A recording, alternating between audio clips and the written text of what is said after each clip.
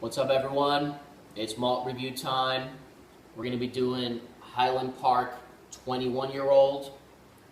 We actually just finished recording our Highland Park 18 videos, but we're going straight into the 21 right there. We had to get this bottle from the UK as the 21-year-old does not exist in the United States, so we ordered this from the UK.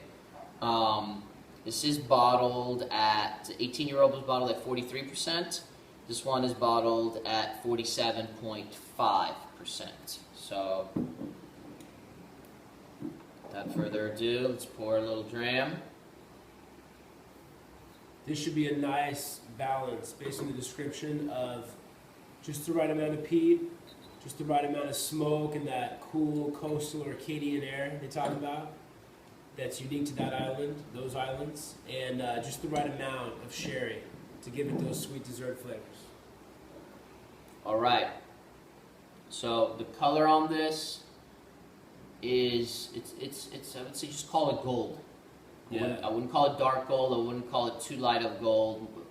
I would call it just regular gold, golden color. And we just did Highland Park 18. Highland Park 18 was like a light gold. So you can definitely tell. This is close to that. It's almost, but it seems a little darker. Yeah, maybe a little darker. Yeah, I'm not sure what the percentage of first fill sherry, second fill, and whatnot, and in terms of bourbon casks, what has been used on this one, but let's nose it.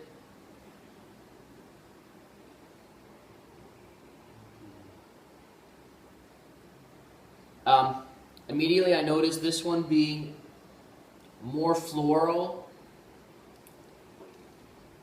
compared to the 18-year-old. Yeah, 18 was the first attack, was crazy amounts of dessert flavors, butterscotch, toffee, caramel, dark chocolate. This, I definitely sense immediately more complexity. It's more challenging, trying to figure out a lot more variety of different aromas, flavors to sort through. And this one has more of a fruit element to it too, with lemons and grapefruit and orange, ginger. Yeah, like one of the last things I got from the 18 was any kind of like bright, vibrant fruits. If anything, it was like some orange peel. And this has that too, but yeah, this is a lot more variety of fruits, some tropical fruits, even some orchard fruits, some apples. Definitely some apple skin, even banana. So I'd say this is it's a little trickier of a whiskey where you got to dig and search more. Where the other one, it really just with the 18-year-old just really let you know what it was right away. Where this one you got it offers a little more complexity, and you got to spend a little bit more time with this one, I think. And it's higher ABV. It's 47.5 as opposed to 43, but you wouldn't be able to know that at least from the nosing it. It's very, very mellow on the nose in terms of alcoholic scent.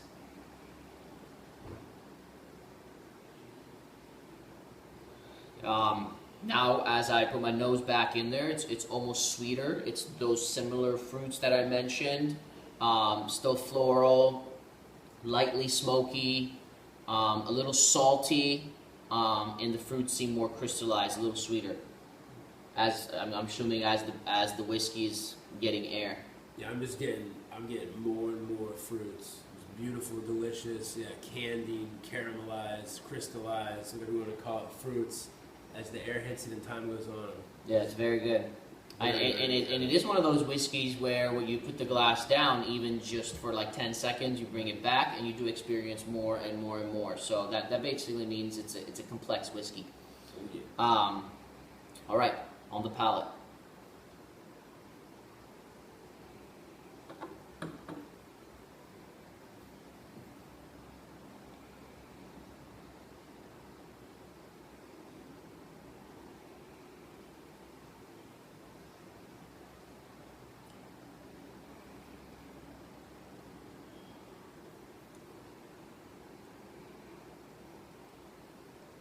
Immediately I notice, and we just did the 18, and we had water afterwards, and now we're doing the 21. Immediately, one of the biggest differences this definitely has a bigger attack, and it's much more drying. It really completely dries out your mouth, especially my tongue as I chew on the whiskey a little bit.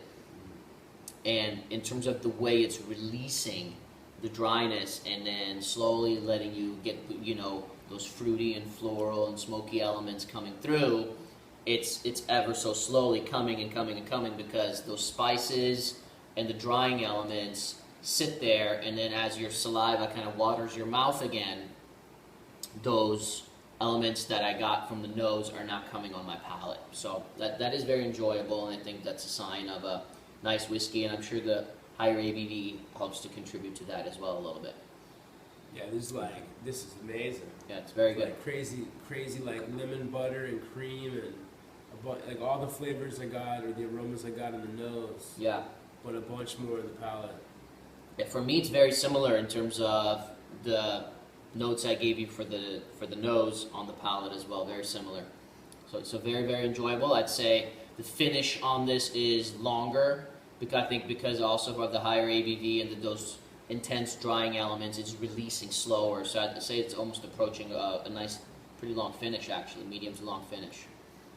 Yeah, one thing I definitely got more. I got a lot more smoke or more peat on the nose. I'm not getting as much in the palate, but it's more than replaced by all the crazy fruits and dessert flavors and pastries I'm getting on the palate. Very enjoyable.